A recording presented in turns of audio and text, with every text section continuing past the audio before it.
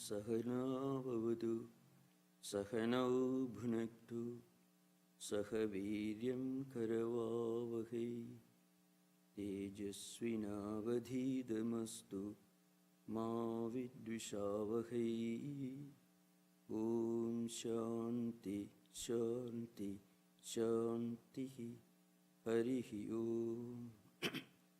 Let us meditate on the supreme reality present in all of us. Om peace, peace, peace.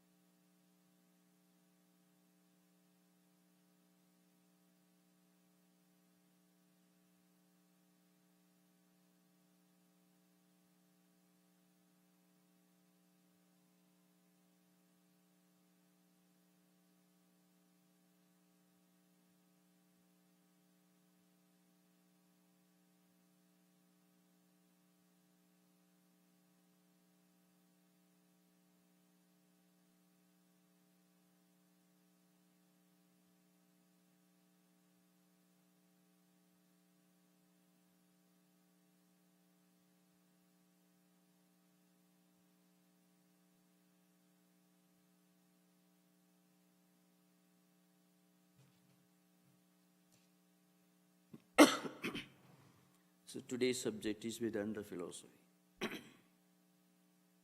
So it is a continuation of the same topic. Now, as I mentioned in earlier sessions, Vedanta is not just a philosophical system.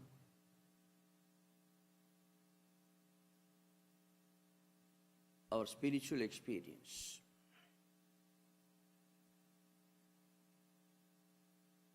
One great European Indologist, Max Muller, who was responsible for bringing out the first modern printed version of the Rigveda Samhita, the earliest and the first and the most important of Hindu Vedantic spiritual literature.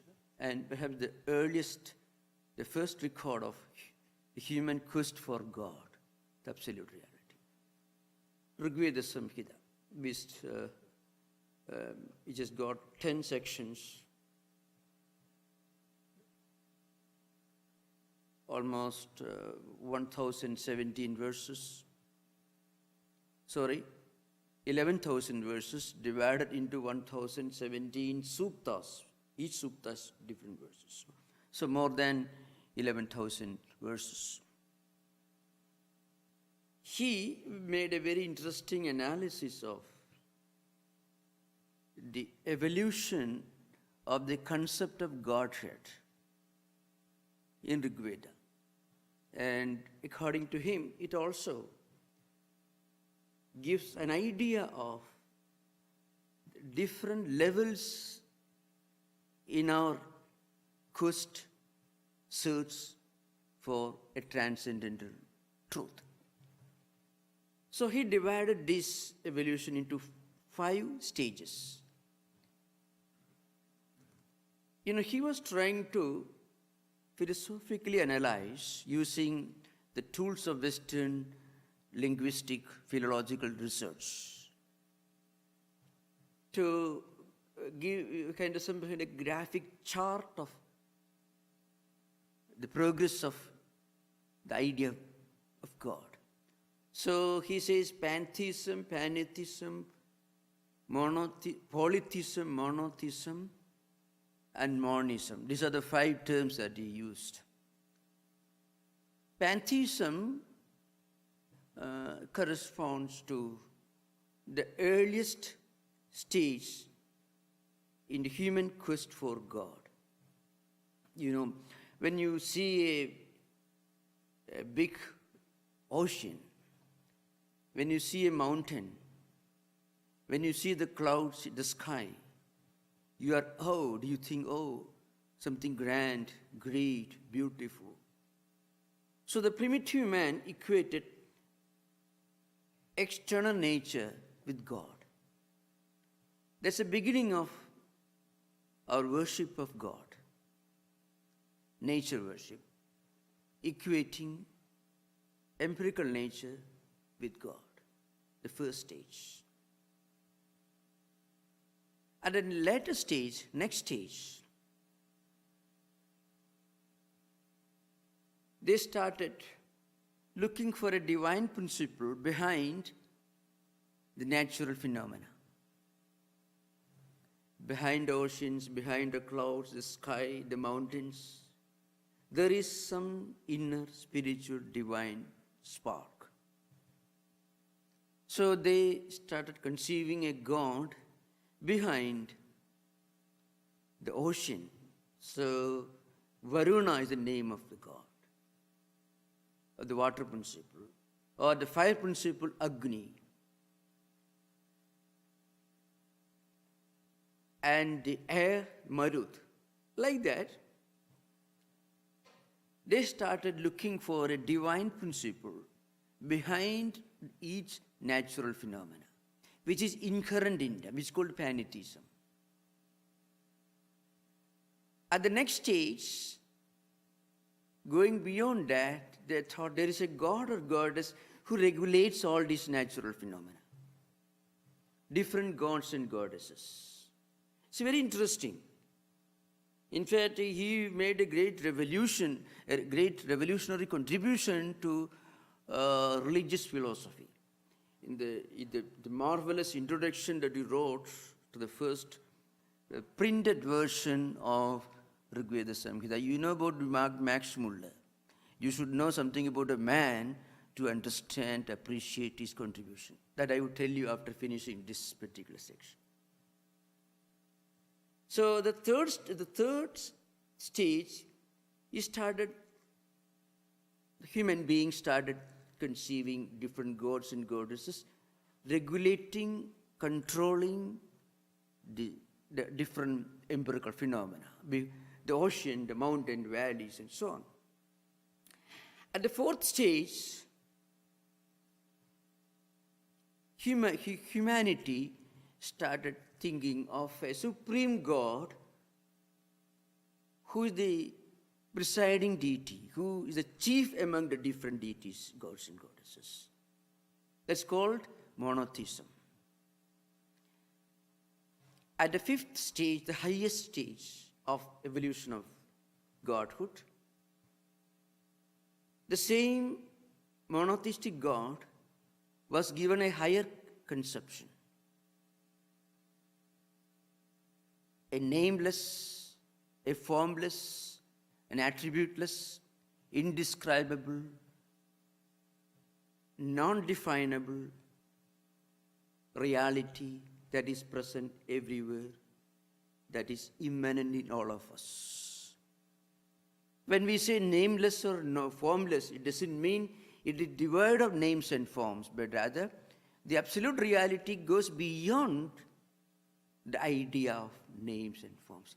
They can manifest, this absolute reality can manifest with names and forms, but it goes beyond the limitations of names and forms. The highest concept of godhood in Vedic literature corresponds to the Vedantic idea of God. I would say a few things about this great scholar. He was born in Germany, but he lived and taught and worked mostly in London, in Oxford. So even now, if there is a house, the big house, where he lived, Max Muller, and the place where he met Swami Vivekananda, who was at that time traveling in Europe. He was employed by Christian missionaries to translate and publish Vedic literature. You know the purpose behind? So people will read about Vedanta and they will think how ridiculous Vedanta is, so all the Hindus will become Christians. That was the purpose. He was commissioned, the letter the missionaries wrote, assigning him with the responsibility of publishing all this Vedic literature, so that even Hindus will know how absolutely ridiculous Vedanta is, and they will all over become Christians. That was the commission with which he started his work. He was married. Once he started reading Vedas, he never looked back. He and his wife spent the rest of their lifetime, 42 years, studying the Vedas, editing the Vedas, and writing the most appreciative books ever written about Vedanta by any Western scholar. That was Max Muller. And Swami Vivekananda met him in London. When Swami Vivekananda met him, he said, and met his wife, old, they have become quite old at that time. Max Muller, Swami Vivekananda said, Max Muller must have been Vasishtha. Now, Vasishtha is the name of a great Vedic sage who may have lived during Vedic times, maybe 4th or 5th millennium BC. So that ancient Vedic sage is reborn again as Vasishtha, and the Vedic sage's wife, Arundhati, as Max Muller's wife. And when Swami Vivekananda asked Max Muller, why don't you go back to India on a pilgrimage? If I go back, I won't return. You have to bury me there. That is the greatness of this Orientalist who was born in Germany, he was a German, but who lived in London, studied and taught, and most of their lifetime he spent in Oxford. And he was the first among the great Western thinkers who wrote about Sri Ramakrishna. Okay, now that's just as a passing. I just want to give the additional information about Max Muller. So what I said was this: the Vedantic idea of God, of a all-pervading, omnipresent, immanent reality that goes beyond names and forms and attributes, but doesn't contradict names and forms, is the idea of a Brahman or Atman that is present in all of us, that is present everywhere. Now, this great spiritual truth is analyzed in a very psychological way, without depending upon any of the tools of metaphysics or philosophy, like logic, epistemology, or any of these tools of philosophical studies. One of the Vedic texts is called Mandukya Upanishad, and a commentary written on this Upanishad by Gaudapada.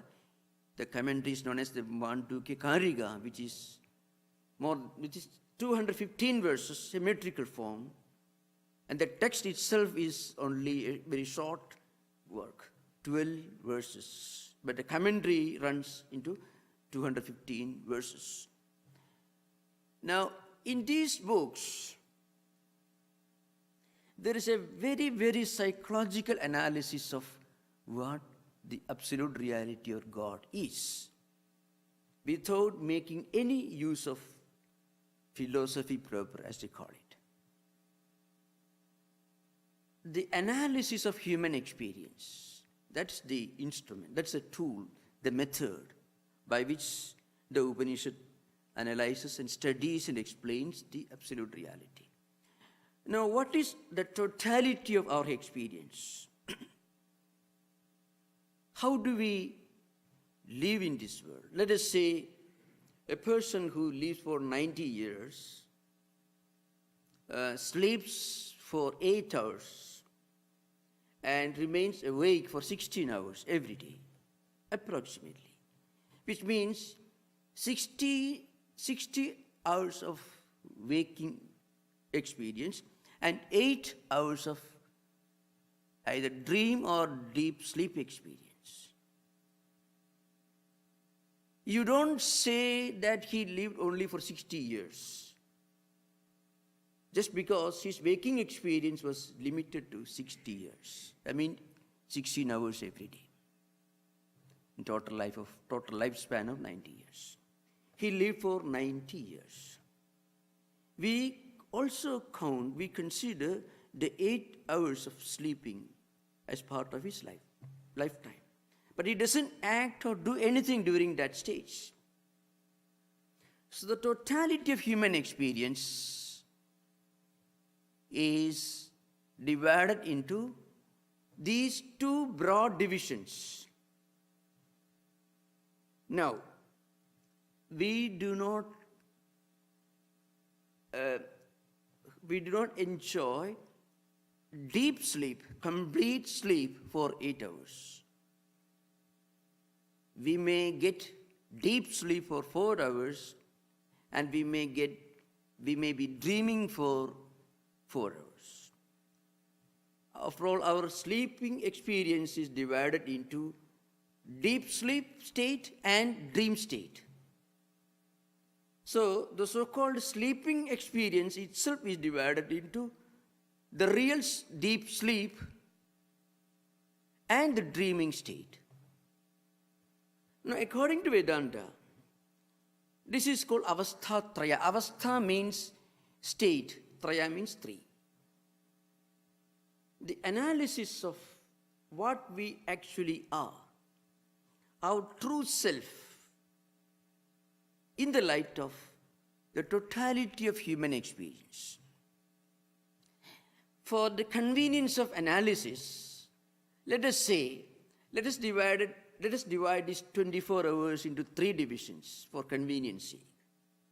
Let us say 8 hours dream, 8 hours deep sleep, 8 hours waking state, for convenience sake. Now, what's the difference between the waking state and dream state? In waking state, we walk, we eat food, we travel, we read books. In all these activities in waking state, our senses of perception, our senses of action and mind are involved. Without mind, eyes, that is sense of perception, and the sense of action, 2 feet, you cannot walk. So the senses of perception, senses of action and mind, all these are involved in all experiences or activities during waking state. So it is considered to be somewhat gross in nature. Now, what about dreams? You will find one interesting thing. Whatever dreams you have, you experience, will have something to do with what you experience during waking state. It doesn't mean that dreams are exact repetitions of waking state experiences. No, it cannot be.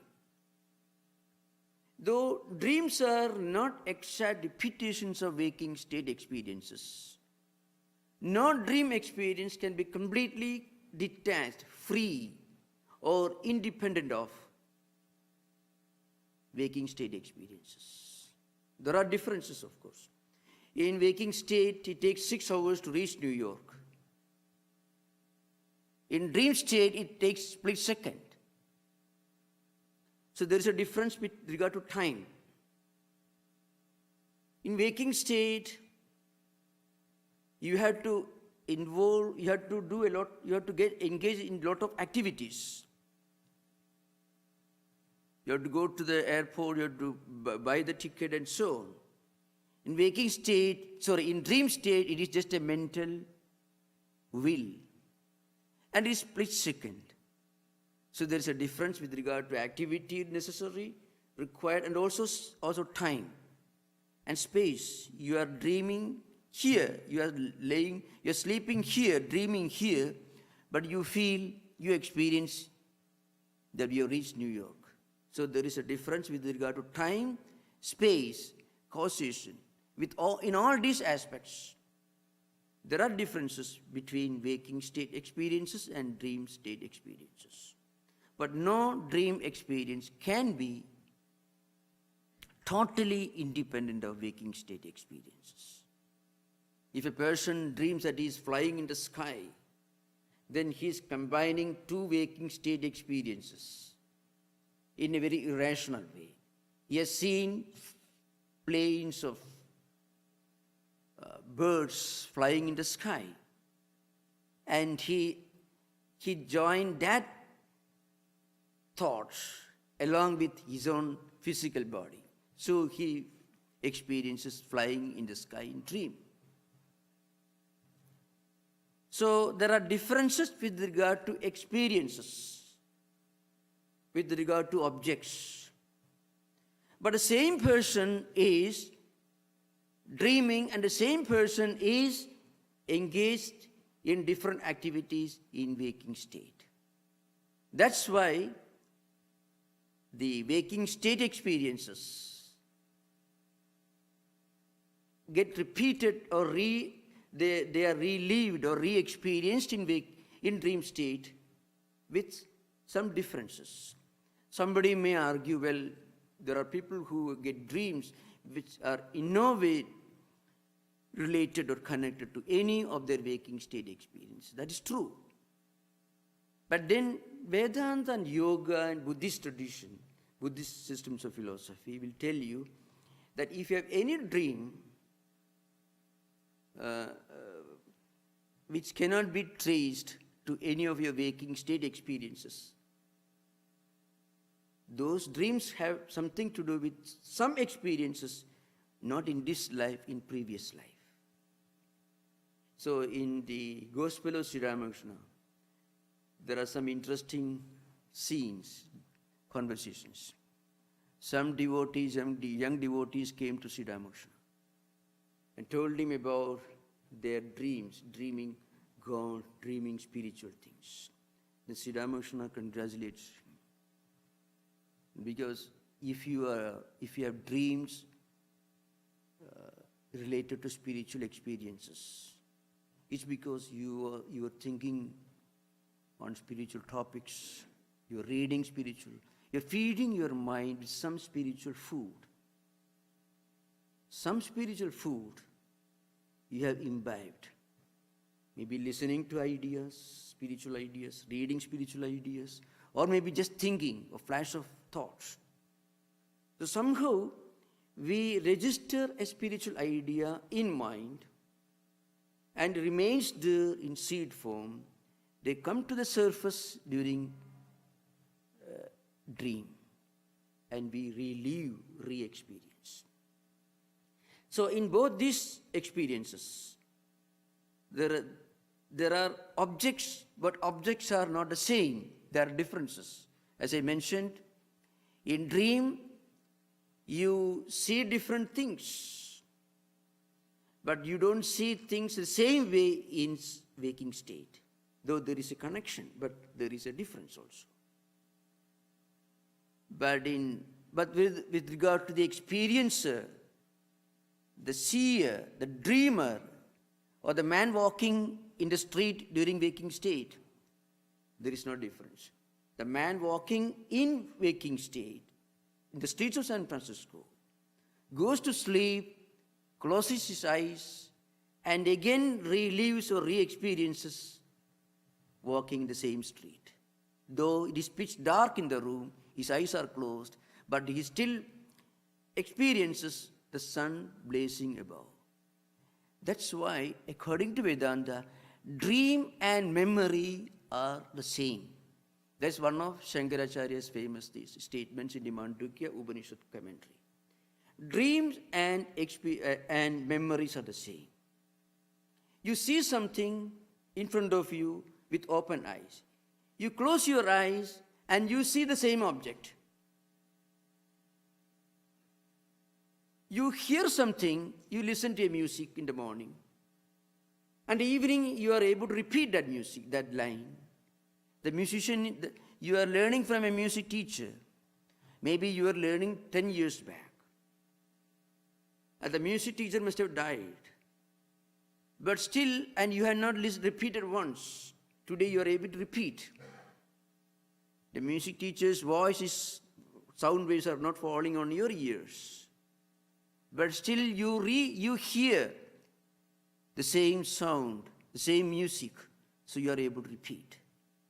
So, verbal memory is a classic example of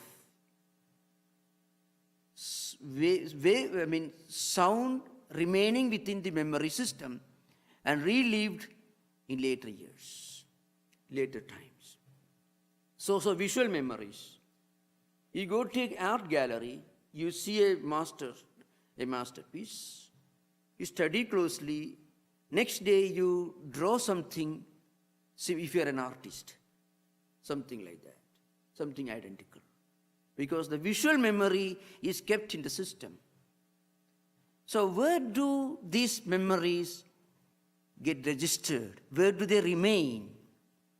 When the visual object is no more seen, when the verbal sound is no more heard. There is an inner system which remains unchanging. We remain the same during waking state and also dream state. That experiencer, that subject, that witness, in Sanskrit is called drashta, the seer, the experiencer, the one who sees, the one who experiences, the one who objectifies everything, the one who is the eternal subject, remains unchanging. That subject is Atman. That is the psychological analysis of Advaita. So we have so far analyzed only two states. Now here you may ask the question, what is the real thing? The objects or the subject? The objects are not unreal, but they are real only in a relative sense, because dream objects are unreal in waking state, and waking state experiences are unreal in dream state, because of the differences I mentioned earlier. So for a dreamer, dream objects alone are real. He understands, he recognizes the dream objects as dream objects only when he comes out of the dream state. In dream state, dream objects and the dreamer are the real thing. So also in waking state, when you come to the waking state, suddenly when you look back, you say, oh, it was a dream. But during dream state, the dream objects were as real as the waking state experiences are real in waking state. So how can you say dream objects are unreal? As I mentioned earlier, hypothetically, if you divide 90 years of your lifespan into 3 states, for mathematical convenience, let us say. Suppose you have dreams for 8 hours, dream for 8 hours, waking state for 8 hours, total 30 into 30, 60 hours, 60 hours. You don't say that 30 years were unreal. So dream state do have an impact on our personality. So Vedanta says, in both these states, there is one subject, which remains unchanging. And that subject registers the experiences of both the states. That subject witness remains unchanging. Once we understand this, why should we worry about anything that happens in waking state? Waking state experiences are not unreal, but they are real only in a relative sense. But the experiencer, the seer, what we call in Sanskrit the drashta, sakshi, the witness, is the same. Is the same. It is real. The witness is Atman. The witness is Brahman. That is the analysis in Mandukya Upanishad. Now, the third stage, that is deep sleep. One may argue that deep sleep is all total emptiness. Deep sleep is not total emptiness. If deep sleep were total emptiness, then you won't feel relaxed when you get deep sleep. That's one problem. There is nobody in the world who is not looking for some little deep sleep. Because it is in this deep sleep that we completely get cut off from the world of objects. The experiences are completely obliterated. Only the experiencer remains. So we feel relaxed. One psychological reason why we feel total relaxation and restfulness and a state which could be called blissfulness in deep sleep, one important reason is this: we are alone. So we are alone and we are within ourselves. When we are connecting with the objective world, then friction starts. Then strife, frictions and conflicts start. And then we get tired. We lose our restfulness. So when these objective things are completely obliterated, what happens, When we are alone with ourselves, we are in a state of blissfulness. It is called ayatna lalita sukha, means effortlessness, naturalness, and restfulness. Totally effortless. If there is any effort involved, you won't get rest. If it is unnatural, then also you will not get rest. If there is no effort, and if it is totally natural, then what happens? You experience the blissfulness. So, Vedanta says, in deep sleep, we are alone with ourselves. But there is one problem. We are not aware of it. We are in a state of blissfulness. We are in a state of total restfulness, completely in a state of tranquility. But we are also in a state of total ignorance of where we are. Lack of awareness. If you can combine the restfulness, the blissfulness of deep sleep with awareness and consciousness, it is called samadhi. Without awareness, there is no freedom. It is awareness that is the pathway to freedom. So Vedanta says that in deep sleep state, though we are enjoying peace and tranquility, that peace and tranquility is not mixed with freedom and awareness. But when we practice meditation, contemplation, proper discerning mind, through gradual process, when we make our mind ready and reach that stage, then we reach that stage with perfect freedom and awareness. So, according to Vedanta, when you are one with yourself, with awareness, you are free from all conflicts. In deep sleep also, we are free from conflicts. So every time in this world you find, when we have something else to handle, then only there is a possibility of conflicts.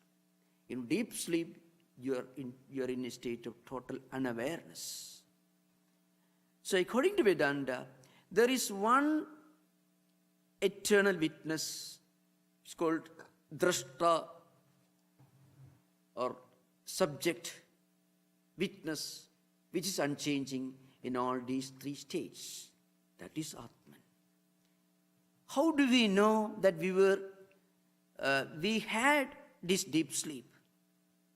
Not during deep sleep. When we come out of deep sleep, we look back to that experience, then we say, well, I had a wonderful, restful, peaceful sleep. Dreams cannot give you restfulness. Many people get more tired when they had bad dreams, nightmares, not an easy experience. It's better to be in waking state. So all experiences of sleep are not helpful. They cannot produce restfulness. Only deep sleep experience of sleep can produce restfulness. And that's because in deep sleep, we are very close to our true nature. But we are not aware of it. When we are aware of it, we also are free. And that freedom helps us to assert our true identity.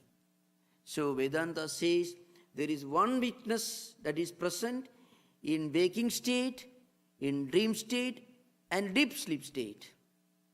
That witness, that subject, that reality is one Atman. And that Atman, that Brahman, is called Turiya according to Vedanta, which is present in all the three states, which is beyond all the three states. Because it is a witness. The word witness also is very important. To be called a witness, you need some qualifications. A witness should be a conscious entity. And a witness should be a non-participant. Then only you can be called a witness. If you are involved in the activity, you will not be recognized to be a witness.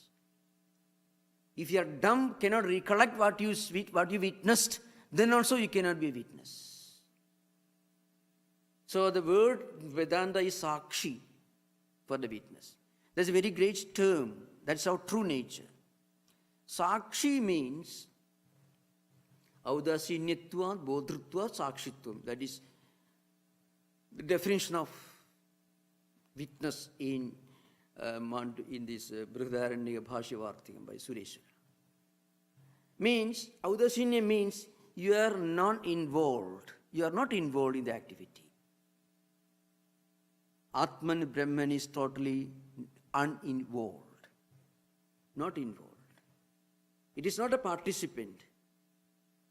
It is only a spectator. But then, one Vedantic classical book describing the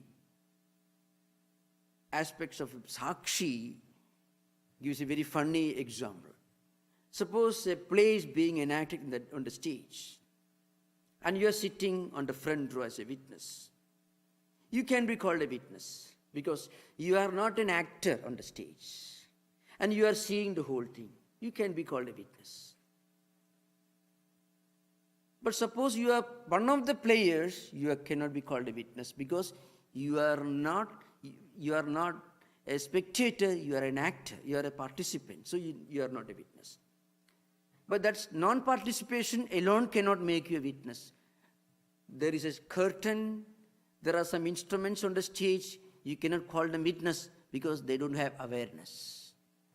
So the true nature of our true nature is that we are aware of everything. At the same time, we are non-participant. We are a spectator. Once we understand this, it has got a great psychological message, to be very frank. We have to live in this world.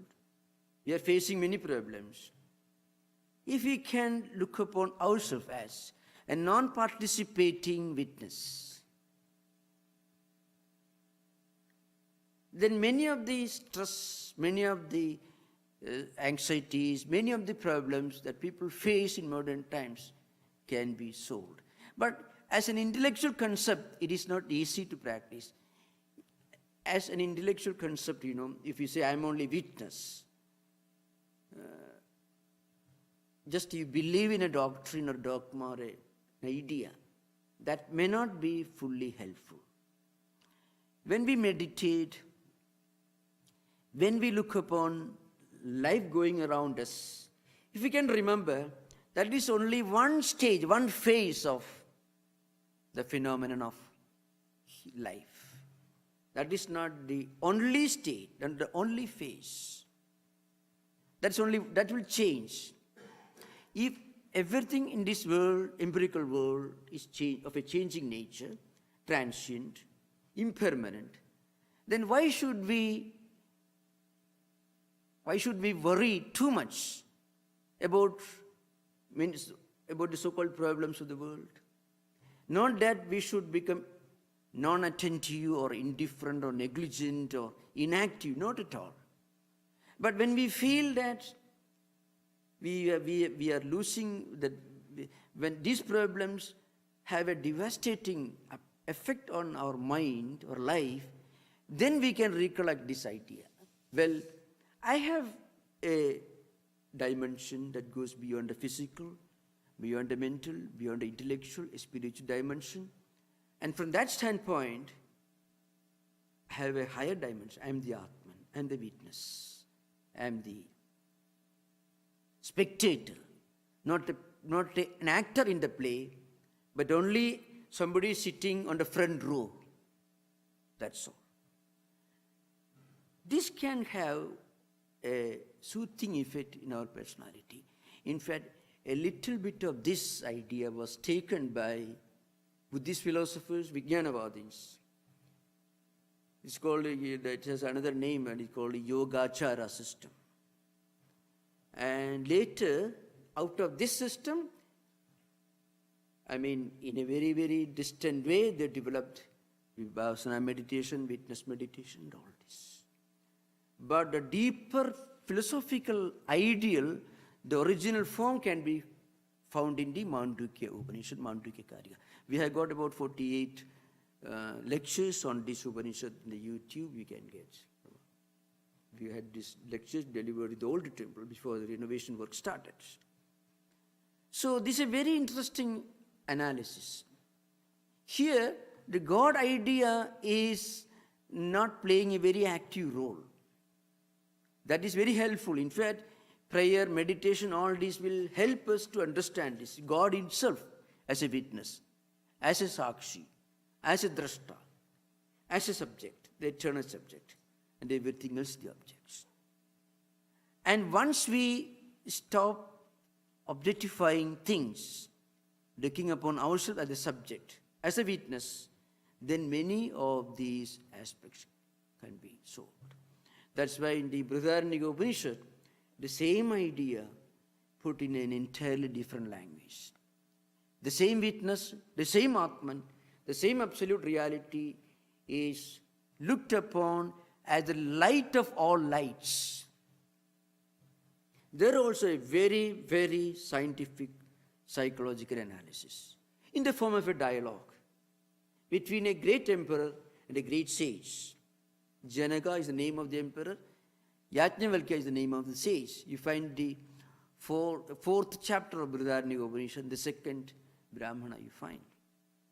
A dialogue between a great philosopher king and a great saint, a sage. The king puts one question to the sage. Kim Jyodirayam Purushayidi means, how do we people live in this world, do our duties, responsibilities, move about? The question at the very beginning may look ludicrous, rather, not very profound. How are you able to walk in the street, do your things, coming, return to your place, do your perform your obligations? This is a simple question. Sunlight, sun. Very simple question. Kim Jyotirayam Purushayati. So sunlight is there. Okay, fine. Suppose sun is set in the west. Moonlight. Astamide aditya yajnavalkya kim jyotirayam purushayati. The question continues like this. And the sage replies, well, if there is no sunlight, moonlight at night. Suppose there is no sunlight, no moonlight, then how do you see different things? Fire. Fire means you candlelight, matchstick. You may light a match or may start a fire, blazing fire. Before, this dialogue took place around 4 billion BC, that means 6,000 years back, long before the electricity was even thought of. Then the king asked the next question. Suppose there is no sunlight, because sun is set in the west, no moonlight, it's dark night, and no fire. A vehicle is moving in the street. How do you know? Some objects are moving in the neighborhood. How do you know that there are objects around you? You will hear. Now here question arises. What's the meaning of Jyoti? Kim Jyotirayam Purushayati. What is the light endowed with what light? Is a human being able to walk about, do his things, come and return to his place? Here light doesn't mean the physical light as we understand. Light, light means the real light. What's the function of light? The function of light is to enlighten you about things, to make you aware of the existence of certain things, to reveal certain things. In other words, light is equal to existence. It is brought to light means it is brought to existence because you are not aware of its existence before it was brought to light. So light means that which reveals, that in whose presence things get revealed. The revealer. What is the highest revealer in this world? Certainly not sunlight. Sun can set in the west. Not moonlight. Dark nights, no moonlight. Not even candle. Maybe there are times when you don't have fire or a candle. And suppose you are totally dumb, you can't hear.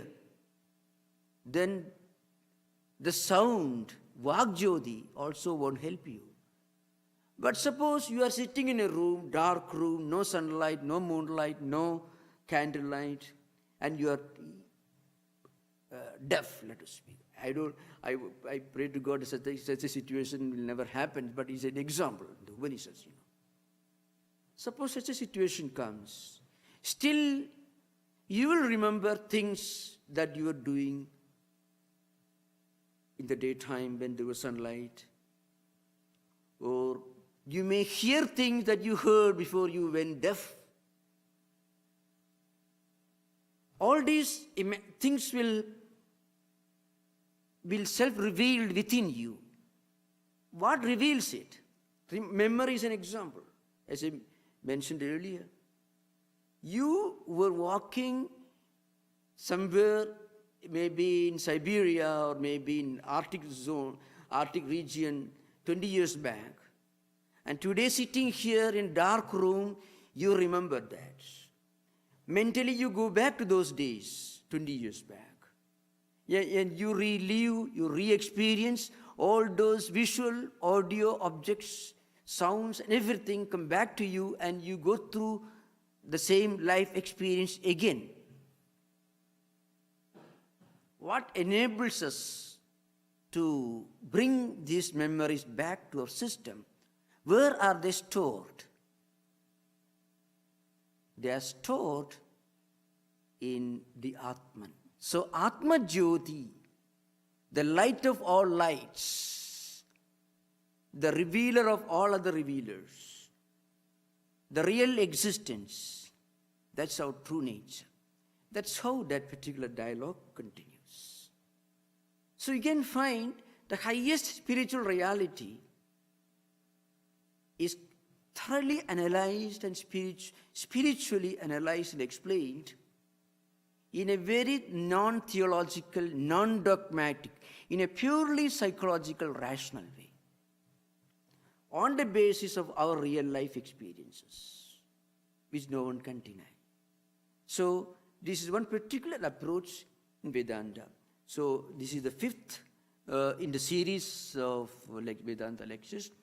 So today I have tried to give you this particular analysis of the absolute reality on the basis of the totality of our human experiences, which can be divided into waking state, dream state, and deep sleep state. When we analyze what we are going through, we can see within ourselves the divine reality that is immanent in all of us, that is omnipresent everywhere. Once we try to connect ourselves to that light, to that reality, we suddenly wake up to the truth that we have a spiritual dimension that goes far beyond the physical, the mental, the psychological. And then that will be the answer to all the problems, not only spiritual problems, but even for empirical problems, because we are able to look at where we are living with all the realities around from a higher spiritual perspective. Thank you. Namaskar. Om Shanti Shanti Shanti Harihi Om Tat Sat Sri Ramakrishna Pranamastu.